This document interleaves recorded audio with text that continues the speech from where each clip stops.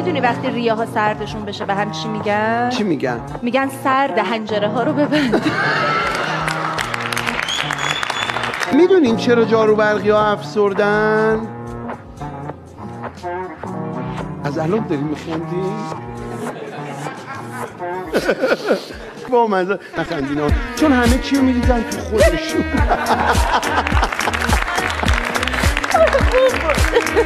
بفرمایید.